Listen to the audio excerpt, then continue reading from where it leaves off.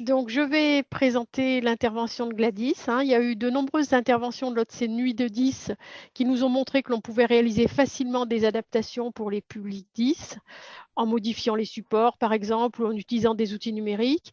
Mais dans le cas de Gladys, qui est professeure documentaliste et animatrice d'un centre de ressources dans un établissement d'enseignement agricole, la question s'est posée que pour que les enseignants parviennent à mettre en œuvre ces adaptations, il faut vraiment qu'ils aient une bonne connaissance des difficultés rencontrées par ces publics, de leurs difficultés d'apprentissage.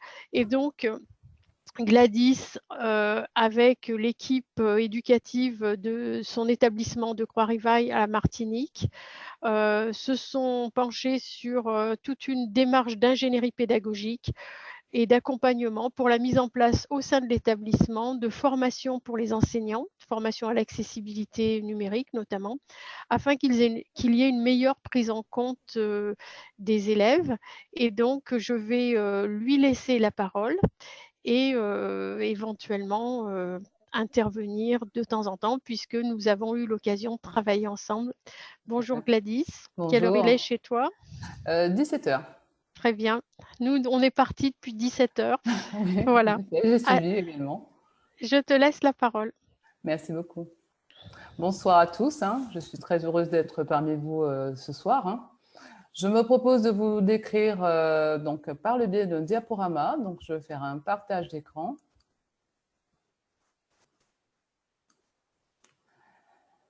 Donc,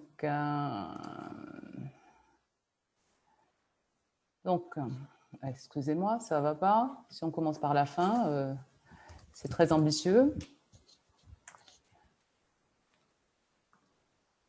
Nous y sommes. Voilà. Donc, je me propose ce soir de vous décrire les démarches d'ingénierie pédagogique et d'accompagnement mises en place au sein de notre établissement scolaire pour prendre en compte les élèves, les apprenants 10. Donc, rapidement, pour contextualiser nos démarches, j'introduirai succinctement l'enseignement agricole en Martinique et notre lycée avant de vous expliquer ce qui m'amène aujourd'hui, donc le projet d'accompagnement pour les apprenants 10. Donc, l'enseignement agricole de Martinique, c'est un enseignement qui est implanté depuis 82 ans aujourd'hui.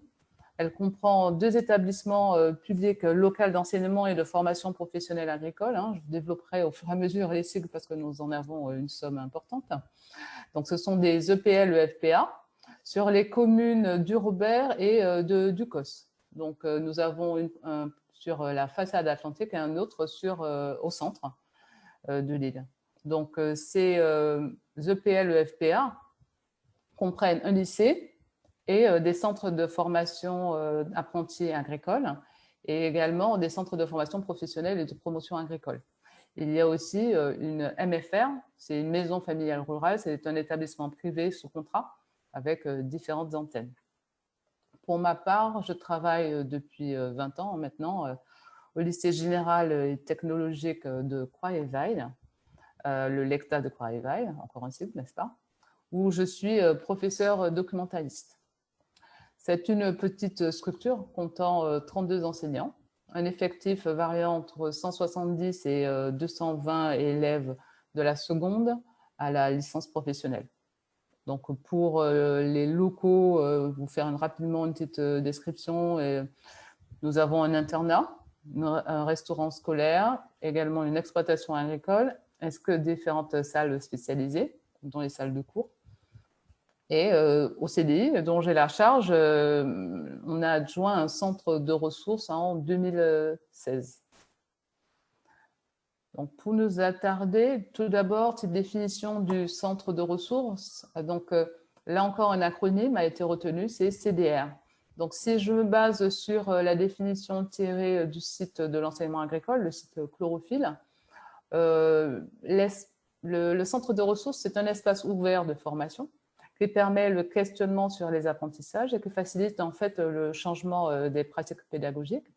Et ceci afin de favoriser l'encrochage, la réussite de tous les apprenants, Et parfois, certains dispositifs sont retenus selon les établissements, soit pour mettre en place des parcours individualisés, soit pour prendre en charge les publics à besoins spécifiques comme les 10. Je vous le disais, hein, le LECTA de Croix-Riva est une petite structure à taille humaine. Donc, il était difficile de ne pas entendre que les enseignants avaient besoin d'accompagnement sur certaines classes difficiles. Ils trouvaient que le public était en manque d'intérêt, que les élèves étaient dispersés, que certains avaient du mal à se concentrer et parfois étaient lents. Donc, considérant qu'une classe n'est jamais difficile en soi, hein, il y a des contextes, un contexte relationnel exceptionnel, externe ou interne d'ailleurs, qui en fait amène à une réflexion automatiquement sur cette situation décrite par les collègues. Donc, on était en quête d'un climat plus propice aux apprentissages et également à la vie en groupe. Donc, en cela, le CDR était une évidence. Nous avons alors monté un espace physique, donc une salle multimédia comptant un réseau Wi-Fi sans fil, un PC portable hybride pour l'administrateur, un TBI également, un tableau blanc interactif, quelques tablettes ainsi que du matériel de compensation, dont des logiciels gratuits. Situé au rez-de-chaussée, le centre de ressources a été aménagé de manière à recevoir des apprenants à mobilité réduite, parce que le mobilier est également adapté en conséquence. Nous avons pensé cet espace avec 2 cellules. Donc, la première porte en fait sur la constitution de ressources agricoles, évidemment tropicales vu notre positionnement géographique. Et la deuxième cellule se décompose en 2 branches. La première porte sur l'accompagnement des apprenants à besoins éducatifs particuliers. Et la deuxième partie de cette cellule porte sur les décrocheurs, donc ce que nous appelons en fait décrocheurs, ceux qui sont en décrochage scolaire. Donc cette organisation axée sur le numérique, hein, orientée vers l'usager et l'action d'apprendre également, devait mettre à disposition des outils de travail, d'encadrement collaboratif, mais également d'auto-formation. Il fallait donc un animateur CDR, puisque nous étions déjà tous missionnés par ailleurs. Pour le recrutement, nous avons opté pour un partenariat avec l'organisme Cap Emploi. Cap Emploi, c'est un organisme de placement pour les personnes handicapées en recherche d'emploi. La première collègue qui a été retenue pour occuper ce poste maîtrisait le langage des signes, ce qui a été un atout pour le lancement des adaptations à mettre en place. Et par ailleurs, le conseiller à l'emploi nous a guidés pour la mise en ergonomie de son poste de travail et pour le décryptage des modalités financières, puisque l'établissement pouvait bénéficier d'aides versées par l'organisme AGFIP. Donc, cette année scolaire, nous n'avons plus de partenariat avec Cap Emploi. Nous sommes revenus sur des systèmes d'embauche propres à l'enseignement, dirons-nous, à la fonction publique ou autre. Et nous avons un contrat civique sur ce poste. Ça veut dire donc moins d'heures pour accompagner nos jeunes, mais également une coordination un peu moins évidente à mettre en place, un peu plus contraignante, hein, puisque l'agent est moins autonome. Il a un référent et il doit être vraiment accompagné puisqu'il se forme pour son insertion dans le monde professionnel. Il est missionné. Donc, pour que l'exploitation du CDR soit maximale, nous avons également, donc c'est le deuxième point sur cette diapo, mis en place, en fait, construit un plan de formation continue pour faire monter en compétence l'équipe éducative. Donc, à partir de l'année 2016, Laetitia Brancière, hein, alors formatrice TIS et également chargée de la formation sur les troubles des apprentissages, hein, sur l'ENFA à cette époque. Désormais, c'est l'ENSFEA, donc l'École nationale supérieure de formation de l'enseignement agricole. Elle est venue donc annuellement former l'équipe sur les troubles, puisque les apprenants concernés par ces handicaps invisibles étaient de plus en plus nombreux dans l'établissement. De quelques cas sur l'ensemble de la structure, nous étions passés à une comptabilisation par classe. Madame Brancière a format sur l'usage des technologies de l'information et de la communication et pour mettre en place en fait des adaptations. Donc le contenu du stage est donc défini avec elle pour aller dans ce sens. Pardon. Donc, pour décrypter rapidement le contenu du stage, quatre volets. Une partie théorique sur les troubles des apprentissages. La deuxième partie sur l'accessibilité des supports. La troisième était sur les repérages des troubles. Et enfin, quelques manipulations pour la prise en main d'outils numériques. Donc, de 2016, à partir de 2017, ensuite, à l'année d'après, cette formation a été régionale, ouverte aux autres collègues de, je vous le disais encore un siècle, l'EPL, le FPA, donc du Robert, l'autre structure. Et elle devenait régionale parce qu'en fait, elle était financée par notre organisme de tutelle, rectorat, l'équivalent de rectorat. Donc, c'est la direction de l'agriculture, de l'alimentation et de la forêt. Et le service également, service formation et développement. Donc nous, initialement, 39 participants, un effectif enseignant de 32 enseignants. Là, avec 3 ans de recul, nous avons 39 participants, soit 23 agents formés sur le LECTA, en comptant les collègues qui réitéraient leur participation d'une année à l'autre ou alternativement. Donc, ça nous fait un total de personnes formées de 57,5% sur un effectif de 40 agents, dont 32 enseignants, je vous le disais. Donc, l'équipe éducative, nous incluons évidemment l'équipe de direction et les AESH. Il n'y a pas que les enseignants.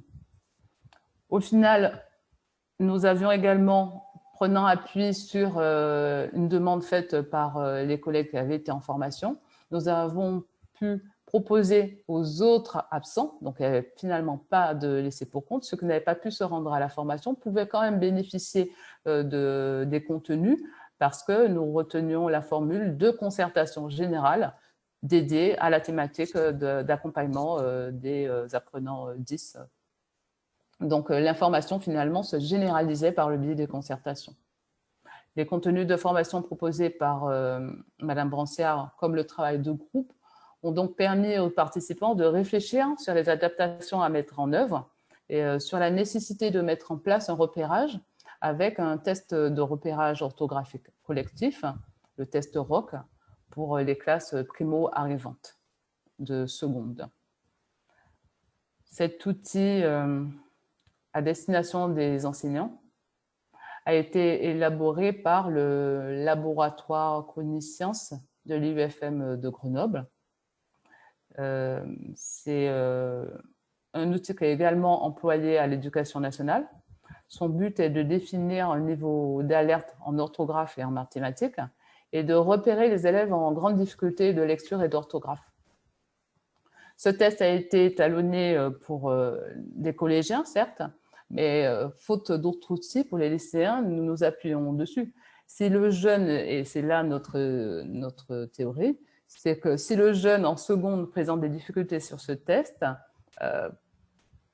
alors que ce test a été pensé pour des collégiens, cela en fait dénote vraiment un problème déficit de performance. Donc, ce test comprend une modalité écrite. Nous avons fait le choix de la classe entière pour faciliter le passage de l'épreuve et pour une durée d'1 heure. Donc, tout le groupe est identifié. Les élèves qui ont besoin d'accompagnement sont dès lors ciblés pour être accompagnés sur le centre de ressources. Et la deuxième étape pour les élèves identifiés consiste en une épreuve de lecture individuelle dans le CDR avec l'animateur CDR, une épreuve qui dure moins d'1 minute. Donc, pour les résultats de notre premier test ROC, ils ont été les suivants. Donc, sur un effectif élèves de testés en classe de seconde, donc nous avions trois options, classe à tête avec option. Nous avons 65 élèves testés, donc un résultat de 53,5% ayant des difficultés en mathématiques et en orthographe 43,08%. Cette année-là, donc, ce test nous a permis de mettre en place 13 plans d'accompagnement personnalisé, 13 PAP sur l'établissement, et 6 étaient issus des classes de seconde, donc d'élèves, c'était des élèves qu'on avait pu accompagner parce qu'on avait pu identifier leurs difficultés. Voilà. Donc ici, vous avez le tableau des résultats des tests que nous avons effectués depuis cette année 2016. Donc, nous fonctionnons sur année scolaire. Donc, de 2016 à 2019, vous voyez, les résultats sont assez stables, hein. On a juste eu un pic pour une classe en 2018. Les codes couleurs correspondent aux différentes classes, dont une petite qui peut sembler être une anomalie en 2018, mais c'est une nouvelle option, une nouvelle classe qui a été intégrée au sein de l'établissement. Donc, nous savons que ce test ne remplace pas un dépistage par des professionnels de santé, mais au vu de ces résultats, le test a été renouvelé. Et ce temps de repérage initialement positionné sur les heures de permanence des classes ciblées a été progressivement, à la demande de l'équipe éducative, intégré dans les stages d'intégration, les semaines d'accueil des classes prémo-arrivantes, des classes de seconde. Et le score des élèves était transmis dans la foulée à l'équipe pédagogique. Depuis ce test, nous avons veillé en fait à réguler nos activités dans un protocole interne d'accompagnement. Ce protocole décrit les différentes périodes et les différentes actions effectuées pour repérer et accompagner les élèves qui ont été identifiés ou qui se sont présentés d'eux-mêmes avec leurs parents dès la rentrée scolaire, à l'infirmière scolaire, sinon au CPE lors de l'inscription, ou nous avons également le proviseur adjoint qui s'occupe des inscriptions. Donc, nous avons en fait ces deux publics. Ceux qui le disent, ceux qui ne le disent pas. Donc, il nous faut travailler avec tout le monde et identifier les cas. Mais surtout, il permet en fait ce protocole de définir qui fait quoi. Parce qu'il n'est pas évident de, chaque année, au vu du turnover au niveau des équipes de direction, de refondre les procédures et de recommencer le positionnement de tout un chacun. Ça peut vraiment générer des difficultés. Donc, nous avons fait le choix de ce protocole. Donc, le protocole débute dès le mois de juillet, je vous disais, avec les inscriptions. Ensuite, les inscriptions sont gérées par l'équipe de vie scolaire. Ensuite, en septembre, nous avons donc le test ROC qui est positionné. Ensuite, selon les élèves qui ressortent, selon les besoins qui ressortent de ce test, nous prévoyons des rencontres avec les familles.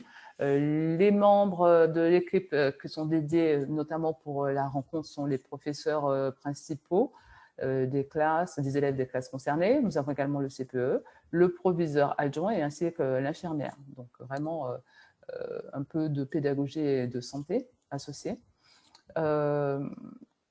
Un contrat, selon ce qui a été défini avec les parents, un contrat est défini pour l'élève.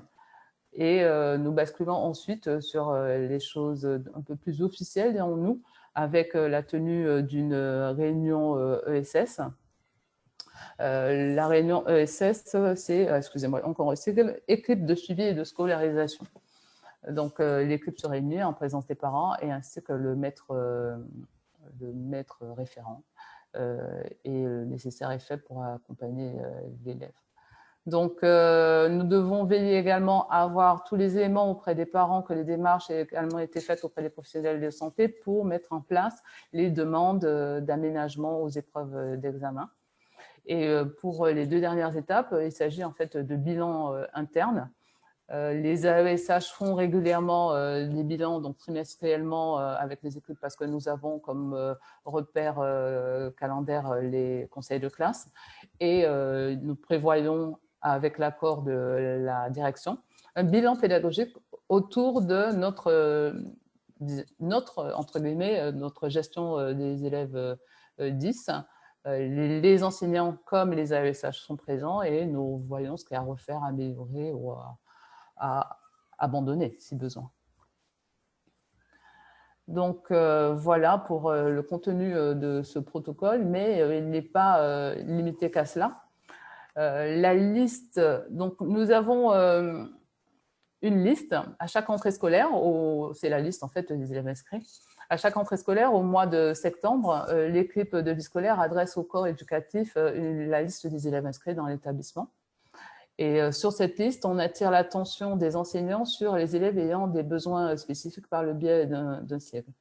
C'est nullement pour stigmatiser nos jeunes, c'est simplement en fait, après un travail aux côtés de l'infirmière scolaire et avec l'accord des parents, c'est pour nous un moyen, dès leur arrivée, de pouvoir en fait les prendre en charge, qu'ils bénéficient tout de suite d'une attention particulière de l'équipe.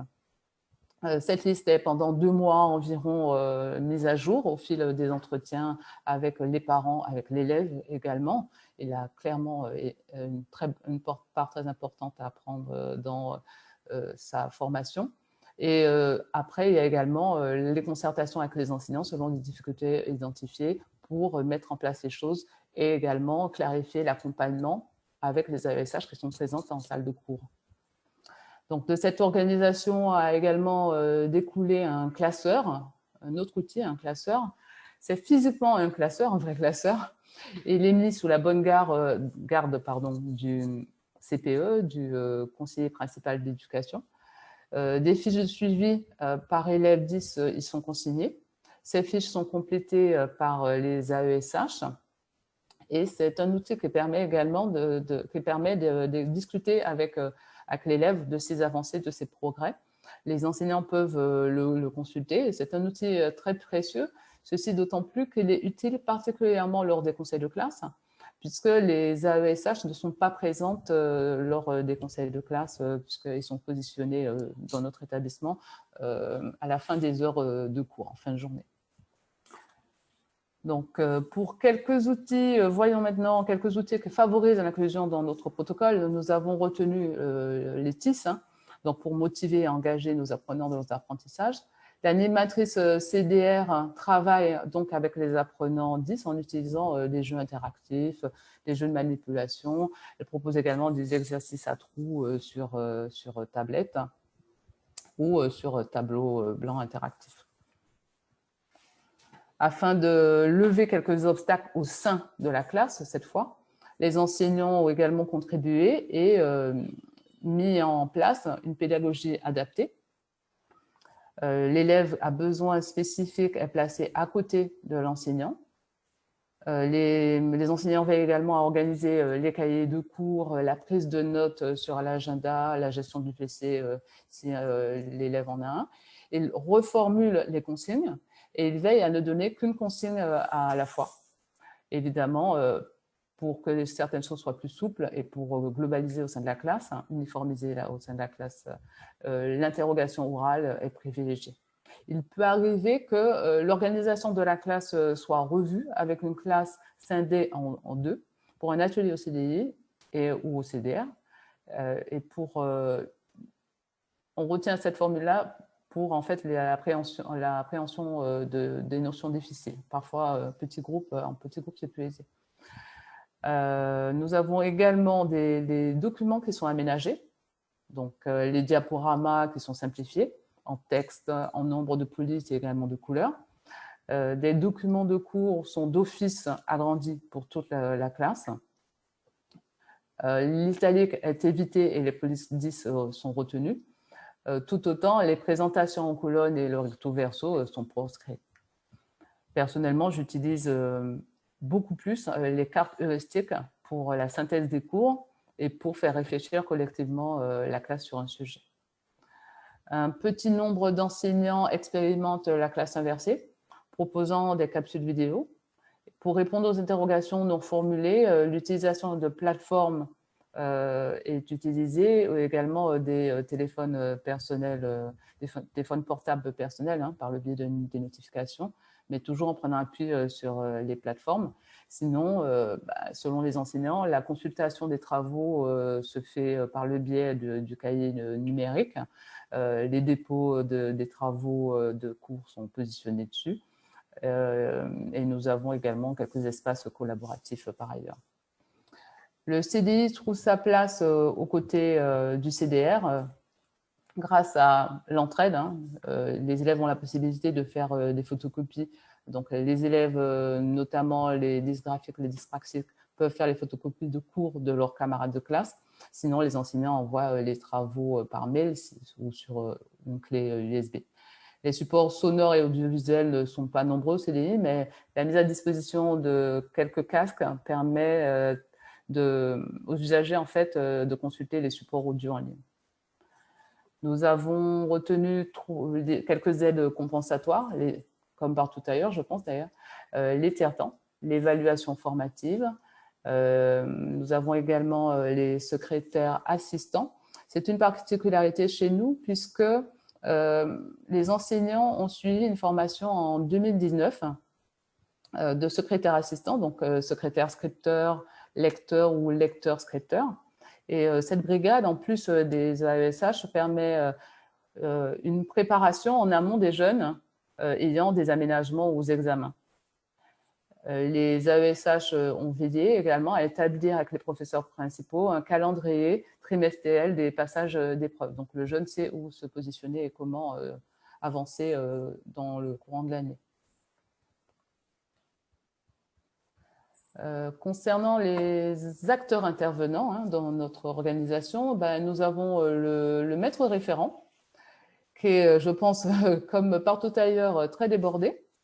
Mais toutefois, il veille à la mise en place et au suivi des projets proposés pour les apprenants, au plus tôt dans l'année par des réunions avec les parents, notamment des réunions positionnées au sein de l'établissement, ce qui facilite la tâche et la présence, le nombre de présents aux réunions.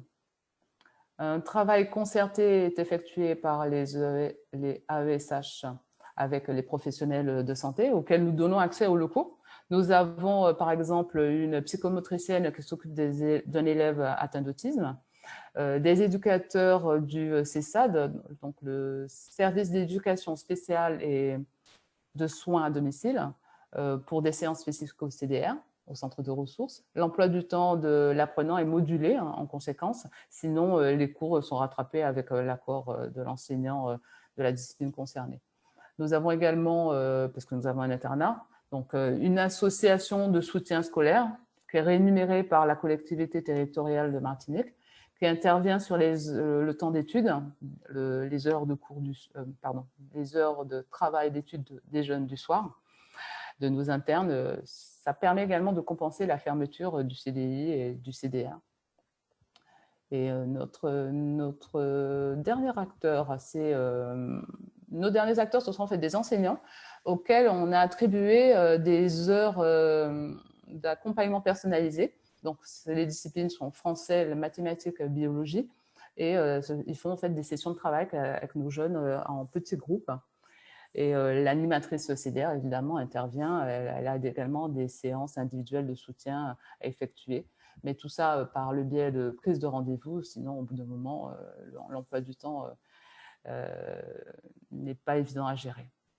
Donc, les enseignants sont formés. Beaucoup sont plus alertes hein, face aux élèves en difficulté. Et ils savent à qui s'adresser en interne pour que ces derniers soient soutenus parce qu'en fait, ils savent à qui s'adresser. Nos dossiers de demande de dispositifs officiels sont les PAP, les PPS, les aménagements examens également. Nous avons des GEVASCO, nous avons des notifications MDPH. Nous avons constaté particulièrement cette année une augmentation du nombre de demandes d'aménagement aux examens. Nous sommes sur de l'humain, donc avec ces variables. Hein. Donc, les chiffres le sont aussi d'une année à l'autre. Il y a une année, nous avions 25 élèves à suivre dans le cadre du CDR. Ça a été le cas en 2019, cette année, hein, 2019-2020, même si l'année a été très courte.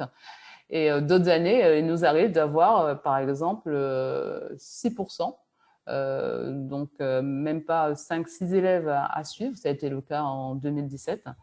Donc tout ça sur l'effectif d'un établissement, voilà, nous sommes à chaque fois vraiment sur des variables. Donc pour m'avancer vers une conclusion, je vous dirais que au LECTA de Croix-Rivail, nous construisons collectivement un encadrement pour éviter en fait le bricolage individuel des pratiques pédagogiques et pour aller vraiment vers des pratiques professionnelles. La structuration complète du dispositif que je viens de vous décrire, c'est long et il est lent également. Néanmoins, les activités d'accompagnement sont encore nombreuses. Donc, pour conclure rapidement, je vous dirais que nous allons viser pour les 3 prochaines années 3 points principaux. Oui, je termine. Donc, un test de repérage pour les classes supérieures, une formation également des enseignants pour la manipulation de leurs propres équipements pour mieux accompagner les jeunes qui sont équipés en salle de PC, et également l'accompagnement de ces jeunes et leur formation par le biais de clubs ou autres pour la manipulation du matériel et des outils qui leur sont mis à disposition, notamment par la MDPH. Donc voilà, pour l'avenir, nous ciblons ça, et je dirais que pour conclure, que notre fer de lance, c'est vraiment la volonté de faire réussir nos jeunes, et que notre satisfaction, notre récompense à tout cela, c'est lorsqu'ils sortent de l'établissement diplômés. Voilà. Merci beaucoup Gladys. Et donc, juste avant d'apporter une conclusion par rapport à ce travail, je voulais juste rajouter quelque chose. Le test ROC, oui, c'est un outil pour le repérage de l'orthographe et de la lecture, et vous y avez adjoint un document de positionnement en mathématiques. Hein. Tout à fait. Le test ROC, voilà, c'est pour bien préciser qu'il n'y ait pas de confusion. Il n'intègre pas d'indicateur en mathématiques. Non, voilà, non, donc moi j'ai vu un peu ce cheminement puisque je suis allée 2 fois dans votre joli pays pour travailler avec vous, et on a travaillé à distance. En fait, vous êtes parti d'une question sur l'accessibilité numérique, et on se rend compte que l'accessibilité, finalement, c'est bien plus vaste que ça, et que c'est devenu l'accessibilité pour tous les élèves, et que ça vous a amené à penser votre démarche plus globale de prise en charge des apprenants avec des difficultés, qu'ils soient 10 ou autres. Et du coup, de vous appuyer aussi sur une structure qui est propre à l'enseignement agricole. Ce sont les centres de ressources qui font partie du dispositif de formation, où les enseignants peuvent compter sur cet espace-là pour individualiser le travail.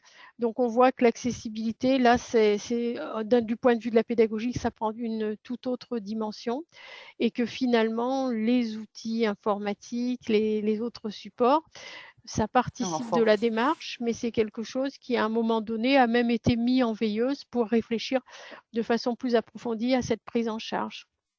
Donc, merci beaucoup, Gladys. C'est fait plaisir. Je te laisse suivre la suite à distance, et on va passer à l'intervention suivante.